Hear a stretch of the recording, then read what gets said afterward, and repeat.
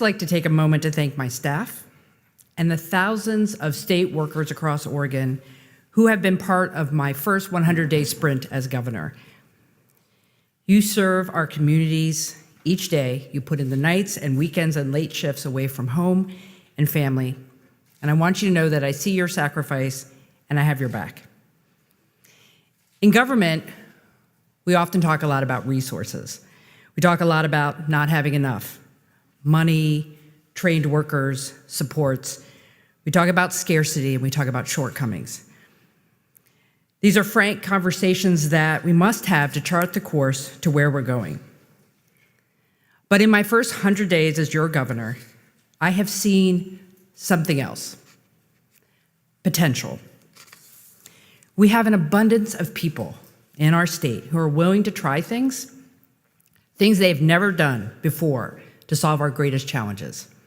Drop what they're doing to help in big ways and small, all because they believe in Oregon's potential. When I was inaugurated 100 days ago, I made it clear to Oregonians that I would wake up every day with a mission to deliver results for them. The issues I'm prioritizing are of shared concern across the state and across party lines. The challenges facing Oregon didn't arrive overnight, and they will not be solved overnight or in 100 days. But our 100-day sprint has laid the foundation to improve the lives of all Oregonians. To get big things done, we must first believe that they are possible. And in Oregon, we do believe in the possible. I'm here because of a core belief in public service and because I too believe in what is possible and in Oregon's potential. Those who know me know that when I cross something off my to-do list, my focus is already on what's next. For every step we take forward, there are 3 more that emerge, and I'm eager to charge ahead. I've set aggressive goals for our emergency down payment on homelessness, to keep nearly 9,000 people from becoming homeless, move at least 1,200 people into permanent housing, and add at least 600 more shelter beds. We have begun the work to get us to building 36,000 more housing units per year. These goals are necessary and pragmatic and will require daily support and oversight to achieve. And they originate from a place of optimism and possibility. In the coming weeks, funding for my emergency declaration will be distributed with specific targets to reduce unsheltered homelessness in communities across Oregon. It's historic that we are making this kind of significant investment so quickly and with such specific outcomes tied to that funding. We are doing this because a crisis of this scale demands bold action and innovation. And more must be done going forward. The bipartisan Housing Emergency Response Package is a down payment on an investment that Oregonians are owed. But we can't stop there. I'm calling on the legislature to approve at least another $1.3 billion before the session is over. $1 billion in bonding to build and preserve affordable housing, and at least $300 million to continue our work on homelessness and ensure that we do not lose ground at this critical juncture. Likewise, the overlay between behavioral health and housing stability is as clear as day. This is not a conversation about one or the other. It's a conversation about yes, and. We must do both. Oregonians need a stronger, more accessible behavioral health system that meets them where they are and matches them with the appropriate level of care that they need. For those who are already experiencing homelessness, addressing our behavioral health system is complementary to helping them ensure our housing investments go further. To achieve this, we must disrupt the harmful and expensive homelessness to jail to hospital pipeline. We must decrease preventable deaths related to a person's substance abuse or mental health issue, and we have to stabilize and support the behavioral health workforce. On the issue of education, I've been thrilled to see the progress on the Early Literacy Success Initiative that my office has worked on with Representative Jason Krupp from Bend to support every child's ability to read and write. The renewed focus on early literacy development outlined in House Bill 3198 will put our students on the right path. To date, the bill has bipartisan support to fund this work for our schools, community-based organizations, and tribes. The $120 million I targeted for early literacy should be the minimum the state invests this session. Our early literacy rates in Oregon are intolerable. Change is coming. If passed and adequately funded, the bill will be a first step toward a long-term approach to improve how we support our students' development inside and outside the classroom. We must set the course for Oregon's future by making meaningful investments in each of these priority areas. A status quo budget, or worse, a cut budget, is completely unacceptable for the next 2 years ahead of us. Oregon's reserve funds stand strong at $2 billion, thanks to over a decade of prudent leadership. One thing is certain, investing in solutions now will yield far better results in the long term than padding our savings accounts while Oregonians and Oregon communities are struggling. Our problems will only become more expensive to address if they're neglected. As I've said often, my job is to make sure government is working. Any money must deliver real results. We must make sure that every level of government is providing the best possible customer service to Oregonians and operating with accountability and transparency. Since my first week in office, I've set expectations for agency leaders to achieve, and I've convened cabinet meetings to ensure that my team is offering the support and leadership needed to fulfill these shared goals. Our potential as a state not only relies on the right policies, processes, and values, but it also relies on people. Government must be responsive to the needs of the public, and that requires also listening to the needs of our own workforce. If you work in state government or are considering a career with the state, hear me loud and clear. We are committed to your success and grateful for your willingness to serve your state.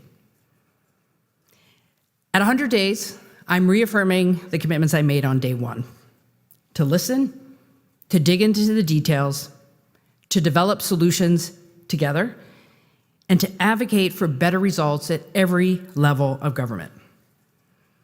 Although I'm only at the beginning of my One Oregon listening tour, the direct conversations I've had with Oregonians across the state have inspired me to deliver on these promises. My team and I have visited 6 counties thus far. I've met with families in Yoncalla, educators in Vernonia, students in Philomath, who wake up with the same goal to make things better in their communities. I've heard from behavioral health providers in places like Newport and housing providers in Dallas who have dedicated their lives to helping their most vulnerable neighbors in their time of greatest need. And I've heard from them about how state government can be genuine and can be an effective partner. People are sharing what works and what doesn't, and Oregonians have surprised me with their openness and commitment to look forward and not backward. And the conversations I've had with Oregonians I met in my first 100 days have been by far the best part of the job. I take these stories home with me to enrich and refine our shared vision for the Oregon that we know is possible. So we're just getting started. Thank you for being here today, and I'm happy to take your questions. Governor, just to make it clear, you still want the legislature to find resources. Oh, sorry. Peter Wong, Portland Tribune. Just to make it clear, you still want the legislature to find the resources the way you proposed it with the suspension, the 1% transfer. The legislature's co-chair budget spends less than you propose and doesn't go that route and actually cuts your proposed allocations. Well, we obviously have the co-chairs framework, but as I've said, we have $2 billion in reserves. And I think it would be strategic to not put more in reserves, but use some of those dollars to meet the immediate goals, particularly around housing and homelessness, behavioral health, and early literacy. I've been very clear with folks about that, and will continue to advocate for those investments through the rest of the session. We have a question from Blake Mayfield with KTVZ News Channel 21. What is your vision for rehousing individuals in Central Oregon? 161 individuals will be rehoused, along with 111 new shelter beds being created from $13.9 million in funding. What does rehousing look like? Well, thank you for the question. Central Oregon, as one of the emergency areas in our executive order, put forth a plan that will meet those goals. And what I'm hearing from communities is that they know they can hit those goals and maybe even do more than that. When it comes to rehousing individuals, making sure that when folks have found stability in shelter, that they have a pathway to permanent housing. This brings up the other challenge of making sure that housing is there. So I believe that with those numbers, we can rehouse people, but we're going to have to build more housing. And across the state, the further we go into addressing this challenge, it is going to get harder until we also get more housing online. That is why the $1 billion that I'm asking for in bonding, not only for increased affordable housing development around the state, but also preserving existing affordable housing, is very important to meet the goals of rehousing individuals under the emergency order. Hi, Diane with the Statesman Journal. You mentioned the billion that you're urging legislators to address, and $300 million and $120 million towards literacy.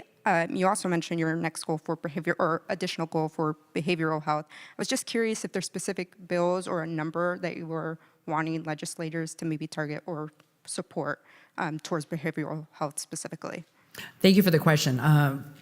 We have a couple goals around behavioral health. In my budget, we made sure we maintained the significant level of new investment that was in the current biennium into the next biennium. So that's important to maintain the momentum, to expand capacity and support the workforce.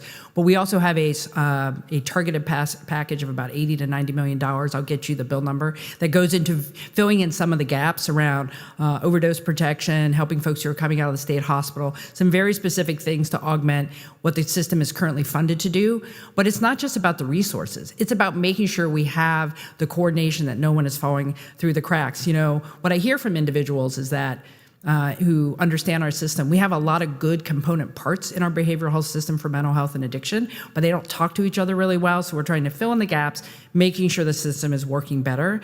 That also includes having new leadership at the Oregon Health Authority in behavioral health to help drive that system cohesion that we're not currently seeing. So it's both resources and making sure the dollars we do have are working much better for people. I have a question from Gary Werner with EO Media Group. Have you had any advanced discussions with Democratic leaders about appropriations that you would line item veto if they appeared in the final budget? In other words, are you giving them a heads up of spending that you would remove if it gets to your desk? Thank you for the question, Gary. No, we're not. I mean, I'm in a yes stage, right? This is what we need, painting the picture of how these resources could be used to solve problems. We're not in any point where I don't suspect I'll get to that point until after a bunch of bills are on my desk at the end of session. So. Hey, Governor. Dirk Vanderhart, OPB. I just want to be clear. You've talked about foregoing a payment to the rainy day fund. What other things are on the table? Are you talking about pulling from the rainy day fund? Are you talking about snatching back money from the kicker? There's a lot of different things you all could do depending on what happens May 17th to try to get the money you're talking about. So help me understand the full suite of options there. And two, Colt Gill's telling school districts not to plan for state money for summer school because the legislature has punted on that issue. So what is your response to that? Is there any way to sort of hurry up the money, or is that just a done deal at this point? Well, let's talk about how to get a balanced budget by the end of session for the next biennium. I've been very clear. I think not putting more money into the reserves, particularly the rainy day fund, is the way to find the additional resources, upwards of $600 million, not only from the diversion that would happen this biennium, but next biennium that would not go into the rainy day fund. Again, we have $2 billion in reserves. I feel confident that's a good number. And so why put more money there when we have immediate needs now? So I'm shooting for hopefully $600 million that can be reallocated on top of the co-chair's budget for the investments that are a priority. And we're not talking about the kicker. We're not talking about it. I'm only talking about not putting more money into reserves when we are already sitting on $2 billion. As it relates to summer, this coming summer and summer programming, we have not gotten a clear indication from the co-chairs and from legislative leadership that they will fund it for this summer. And honestly, we're just, I think, we've run out of time to make that decision. So I did instruct Director Gill to be clear with partners and say, look, here are your other options. You have some money here, you have some guidance and resources, but you need to plan accordingly because additional dollars from the legislature that were in my budget are not coming because legislative leaders have not made that commitment. I have a question here from Kevin McNamara with KTVL News 10. Here in Southern Oregon, fentanyl overdoses are skyrocketing. Particularly in the city of Medford, what is being done statewide to limit the flow of fentanyl and reduce those numbers? As we know, fentanyl is everywhere. And even when people are trying to be safe, it is getting into everything. And we have young people making choices that could be deadly on their first choice. So we need to do more on education, particularly for our younger folks. As it relates to fighting the amount of fentanyl that's on the street, making sure on my end that we have more police officers getting through the pipeline to be those first line of defense to go after folks who are selling on the streets and who are manufacturing, working with our federal partners to make sure we have enough resources to stop the flow. The reality is on the I-5 corridor, it's very difficult. That being said, we have to reduce the amount of fentanyl in communities, and that will take a local, state, and federal partnership to do, and I've started to have those conversations, but it's not going to be easy. So in the meantime, making sure that we prevent use that could kill people on the first try, plus making sure supporting some of the things that are in the legislature right now, like the fentanyl test strips, more access to Narcan. Those are the things that in the short term we have to do to keep people safe. Joe Ranieri with KGW-TV. Now, you asked the lawmakers earlier in the year for $7 million to clear up the backlog at the police academy. How much will that money help the academy going forward? Thank you for the question. So in the budget, we at the time put in the budget what we thought would get us to the maximum number of classes that we can have in the next biennium. We have a new director at the Department of Safety Standards and Training who has said we might be able to figure out a swing shift to add additional classes that could get us through the backlog. So that's why I'm asking for an additional set of dollars. It could be as much as $6 million. We're still working on the analysis. But my job is to help. If we have an agency director who's working with his team saying we could do something different to get a few more folks through, we're going to do that, and I need the support of the legislature to pay for it. Hi, Governor. Jake Thomas, Lund Report. I have a two-parter. You mentioned that $1.3 billion for homelessness. Does that include money for behavioral health services? And also want to get, you mentioned having a stronger, more accessible behavioral health system. And I just wanted to get some details from you about what does that look like? How are you specifically going to do that? Great. So on the 1.3, $1 billion of that is related to bonding, both general obligation bonding and lottery bonding. The bulk of that is for LIFT, which is our premier affordable housing program that works in communities to build more affordable housing around the state. There's money in there for permanent supportive housing. Also money to preserve existing affordable housing and lottery bonds. We have currently affordable housing that could be coming offline, so we want to maintain it, improve it, keep it there. We don't want to lose any affordable housing. So that's the $1 billion in bonding. The $300 million is a general fund ask that is everywhere from building on the work of the emergency order, preventing people from becoming homeless by supporting additional rent assistance, working to support the shelters we are standing up with operating dollars, supporting other rehousing efforts. It also includes home ownership. We have to continue to move the entire housing spectrum forward. So there's a down payment program in there as well. My message to legislators are, the $200 million that we did early in session was really a down payment. We must do the rest. Otherwise, we're going to lose momentum, and we can't afford that right now. The crisis is too large. We have to keep moving forward. So it is my recommendation of what else we need to do before we leave this session. The question of behavioral health, and again, it's making sure the current dollars that will roll up in the next biennium are maintained, supported, used more efficiently, and then we have, and I will get you the bill number, but it has the layout of about $80 to $90 million more for those fill in some of the gaps. So we'll get you that as well. I think you might have reported on it. I did testify. So that is our main ask. There are other asks, right? But I really approach this as at minimum, we need to maintain and fill in gaps in behavioral health because it has to be a stronger system than what we currently have. Julia Shumway with the Oregon Capital Chronicle. Could you address the morning consult poll results we got this morning showing that, like your predecessor, you're considered the least popular governor in America, recognizing that popularity is not the most important thing, but does matter when you or your legislative allies are running for re-election? Well, thank you. I have not seen the coverage, but if it's anything like the previous poll that came out from DHM, I think there are a lot of Oregonians who don't know me, right? We came off of the election. People went back to their day jobs, their lives. They're not paying attention too much. That's why the One Oregon Tour is very important. My goal is to help Oregonians get to know who I am and right back at them, hear what they need from me. So it's going to take some time, but we've only been at this 100 days. I'm confident that as we continue to communicate with Oregonians in a variety of ways, they'll get to know me better, and I hope they'll like what I'm doing. Oh, hi. Fedor Zarhin with the Oregonian.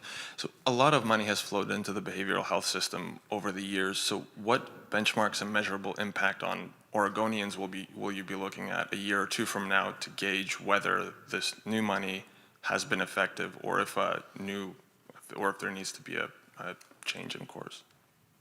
We are, to be honest, and I want to be transparent, we're working on that. We're trying to understand what those benchmarks should look like, and that is part of the reason we needed new leadership at the Oregon Health Authority, because while we're not the provider of the services, we're the primary payer, we're the ones who want to make sure standards and outcomes are being met. So we're working on that.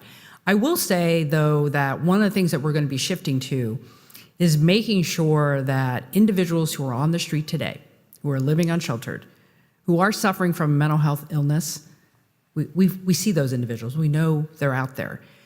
Let's focus there. Let's make sure those folks can get stable and shelter, get to their services. I think we have to start somewhere, and for me, it's those folks who are on the street right now who are clearly ill, who need help. We have an obligation to try to put the system stronger to help them to get what they need and to get to stability. Brandon with Coin 6 News over here. Oregon's shortage of detox beds and treatment beds for addiction are well documented. You've talked about the maintaining of funding. I think the bill that you're referring to dedicates only $15 million to treatment and detox beds. What makes you confident that's enough to dig Oregon out of this hole? Well, I think we have a lot of resources in the system right now. If you recall, this current biennium, significant new investments in the 21-23 biennium that we haven't fully realized their potential. So making sure that those dollars carry forward, particularly around capacity for residential beds, for people who need step-down services, subacute services, also crisis stabilization centers. When I was out in St. Helens, talking to providers there who are trying to stand up a stabilization center right there in St. Helens, we have a lot of work to do there. I want to make sure the resources that are rolling up are used better. They were set out there to increase capacity, and honestly, we're not where we need to be. That's why I'm focusing there. And the smaller package that we have fills in some of the gaps that we know didn't get covered, but all of it has to work together if we're really going to provide additional capacity, which is the end of the day what we want, right? When people need help, they have a place to go. And we don't have enough medical detox, we don't have enough crisis stabilization, we don't have step-down beds.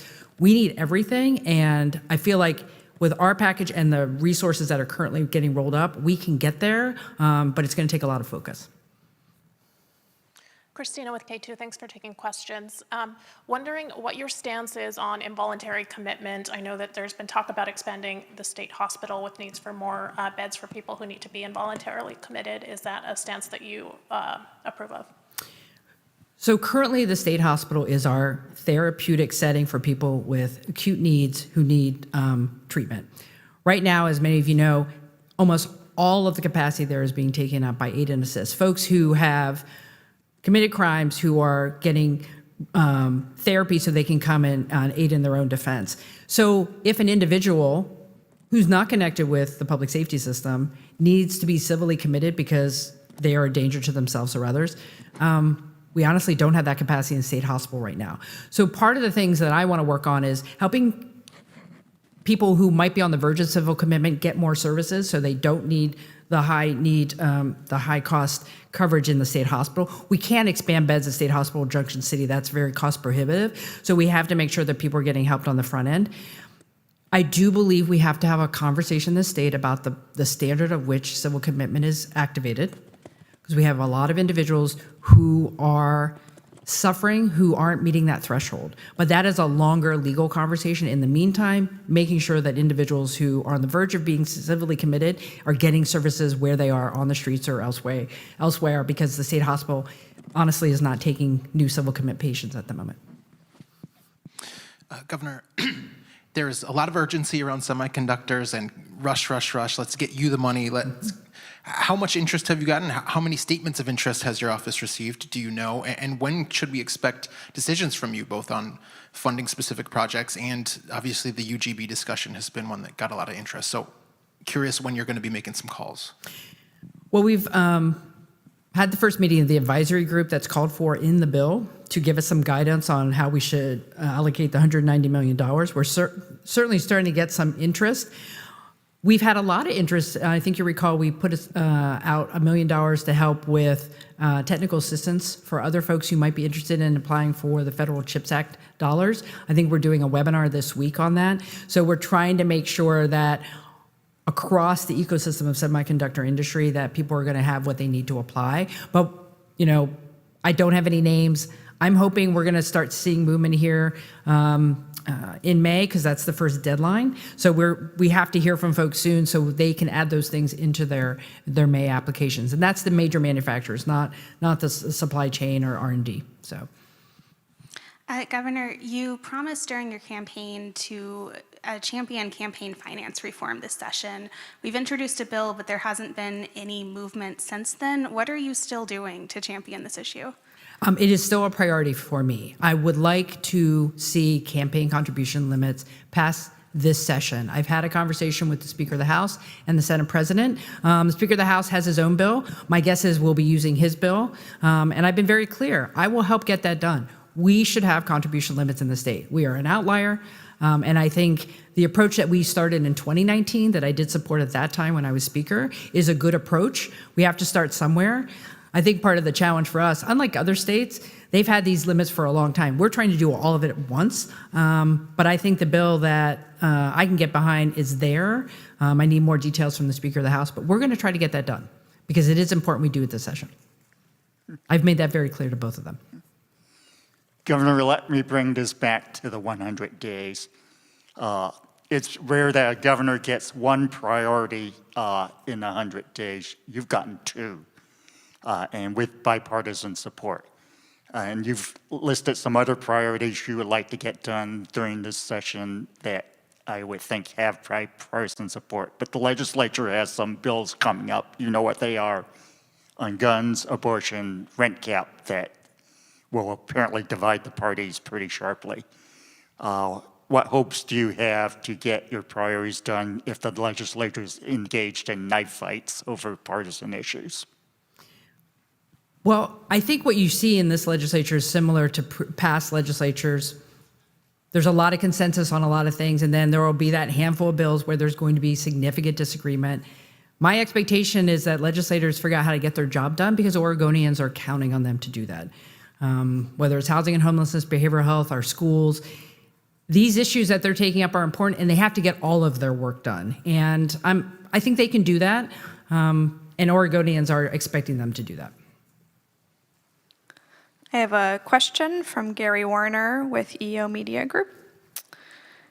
Are you aware of and in communication with state and federal health officials about the ongoing shortage of the Adderall medication for ADHD? It's an area that has fueled overdoses as people who cannot get their legitimate prescriptions filled look for alternatives, and that includes fake pills that are sold on the street laced with fentanyl. What are officials telling you about getting the shortage fixed, which is approaching 10 months? I have not been briefed on that issue, and I would urge Oregonians not to take medication that they don't know the source of. The fentanyl presence in so many drugs right now is deadly. But we'll look into the question, Gary. I have not heard of that, only just anecdotally of what I've read in the paper that it was an issue, but I have not had a conversation with the Oregon Health Authority about it. Governor, just to follow up on the expanding the state's behavioral health system or access to it. I'm wondering if you are concerned or have had conversations about like NIMBYism or people who just don't want, these facilities in their neighborhoods, if that's a concern at all, if that's going to like stymie access, expanding access to the behavioral health system. I hope not. I know in the past we've had issues of siting of residential facilities, but I was just in Dallas last week. I was visiting Polk County, and I did a little bit of touring with Polk Community Development Corporation. They showed me a new some veterans apartments that they're building, and literally right on the other side was a set of apartments for folks in recovery. And I said, well, there are any issues? Like, no, we didn't have any issues because we're trusted in the community. We're doing the work. People understand that people need other, various housing options. So I'm optimistic if we do the work right, that we can site places that have, people need a place to go. And I think people have an understanding that people are hurting. And so hopefully we won't see a lot of that. But I know it's been an issue in the past, but Dallas was very inspiring. They're like, nope, we've built it. It's not an issue. People know we need these types of services. 2 more questions. Lawmakers are considering a couple fixes to Measure 110. One includes giving OHA more authority over the administrative process of that. Do you think that's a sufficient fix to making this process more efficient? I support that bill, and I appreciated Representative Nose's work. He brought a lot of stakeholders together. I do think we need those tools. And like any other ballot measure, there's always, it takes a couple sessions before some of the kinks get worked out. But I do think that administrative oversight from the agency is going to be important for achieving outcomes, for predictability. I think our biggest issue in 110 right now is the reduction in the marijuana revenue that is projected. That will have impact on the system, unfortunately. But I think the bill itself is good, and we should pass it. There are counties, Christina K2, thank you. There are counties in the state that don't have any shelters. Most of those are not included in your emergency order, and they have told me that they would need help with surplus state lands, which is something that's a part of your emergency order. Do you intend to also help those counties with extra state lands that can be used for shelter? Well, we're definitely going to look at that.